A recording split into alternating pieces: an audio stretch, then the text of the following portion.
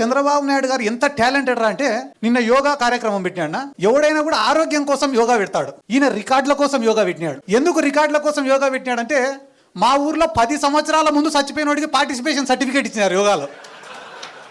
నిన్న మొన్న చచ్చిపోయినోడు కాదు, 10 ఏళ్ల ముందు చచ్చిపోయినోడికి పార్టిసిపేషన్ సర్టిఫికేట్ యోగాలో.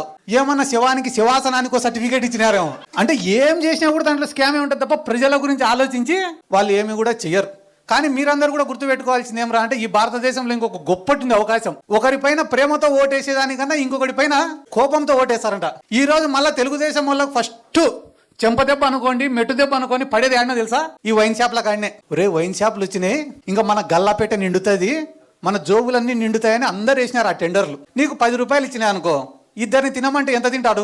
ఒక్కొక్కడు 5 రూపాయలు తింటాడు. కానీ 10 రూపాయలు ఇచ్చి 10 మందిని తినమంటే ఒక్కొక్కరికి 1 రూపాయి వస్తుంది. ఈ రోజు ఒక నియోజకవర్గంలో 10 బెల్ట్ షాపులు 10 వైన్ షాపులు పెట్టినారు. ఫస్ట్ తెలుగుదేశం వాడిది అనేది తెలుగుదేశం కార్యకర్తలే, వేరే ఎవడు అన్నాడు. అది ఎప్పుడు తెలుస్తుంది? 2 ఏళ్ల తర్వాత లెక్కలు వేసుకునేప్పుడు తెలుస్తుంది ఎంత బొక్క పడింది అనేది. ఇప్పుడే తెలియదు. ఎందుకంటే నేను కూడా మా ఊర్లో ఒక ఏరియా ఉంటుంది, షికారిపేట అని ఒక ఏరియా ఉంటుంది మా ఊర్లో. ఆడ పాపం వాళ్ళు సారాయి కాసుకొని బతుకుతుంటారు. జగన్ సార్ గవర్నమెంట్ లో ఇట్లా సారాయి గాయడం తప్పని చెప్పి కేసులు పెడితే దాదాపుగా 700 ఓట్లు ఉంటాయి అన్నాడు. 700 ఓట్లు ఉంటే 500 ఓట్లు టీడీపీకి మెజార్టీ ఇచ్చింది. నేను అడిగినా, ఏరా ఇన్ని పథకాలు ఇచ్చినారు, ఈ మీరందరూ పేదరికంలో ఉంటే కూడా ఇన్ని స్కీమ్లు ఇచ్చినాడు జగన్ సార్, ఏరా 500 మెజార్టీ ఇచ్చినారా మీరు టీడీపీ వాళ్ళకంటే, అన్న మమ్మల్ని సారాయి కాసుకొనిలే, అందుకే మేము బెయిల్ ఈసారి అంతా మూకుముడిగా టీడీపీకి వేసినాము అన్నారు. సర్లే మొన్న ఒక కోర్టు వాయిదా ఉంటే పోతేనే పలకరించేదానికి వచ్చినారు. ఏరా ఇప్పుడు ఈ గవర్నమెంట్ లో సుఖంగా ఉండారా అని. అంటే ఊర్లోనే ఎవరం లేమన్నా ఆయన.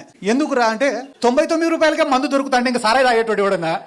అంటే నువ్వేం తప్పు చేయాల్సిన అవసరం లే, ఉన్న ప్రభుత్వమే వాడి నెత్తి మీద వాడే టోపీ పెట్టుకునే రోజులు దగ్గరలోనే ఉన్నాయి. ఇక్కడ ఉన్న వాళ్ళకి చాలా మందికి కూడా నేను చెప్పేది ఏమరా అంటే, ఏమి లేని కుటుంబాల నుంచి వచ్చి కష్టపడి ఎదిగిన వాళ్ళు ఉన్నారు, రాజకీయ నేపథ్యం నుంచి వచ్చిన వాళ్ళు ఉన్నారు, పేదరికంలో ఉన్నా కూడా ప్రజల పక్షాన పోరాడి వచ్చిన వాళ్ళు ఉన్నారు, నిజాయితీగా ఒక పార్టీని నమ్ముకొని ఒక నాయకుడిని నమ్ముకొని పైకి వచ్చిన వాళ్ళు ఉన్నారు, బాగా మాట్లాడే వక్తలు ఉన్నారు. కాబట్టి అన్ని రకాల వాళ్ళు ఇక్కడే ఉన్నారు. కాబట్టి అందరికీ నేను చెప్పేది ఒకటేనా, చాలా మంది నాయకుల్ని చూసినాం ఇప్పటి వరకు. ఇందాక మా మైదుకూరు అన్న కూడా ఎవరో ఏడున్నాడో అన్న, ఓకేనా, మా మైదుకూరు అన్న కూడా చాలా గొప్ప మాట చెప్పినాడు. రాజశేఖర రెడ్డి సార్ తోటి ఏ రకంగా అయితే అటాచ్మెంట్ ఉందో మాకు అటువంటి అటాచ్మెంట్ కావాలా జగన్మోహన్ రెడ్డితో, ఈ పదవులు కాదు ఇంకొకటి కాదు అని నిజంగానే చాలా గొప్ప మాట అన్నది.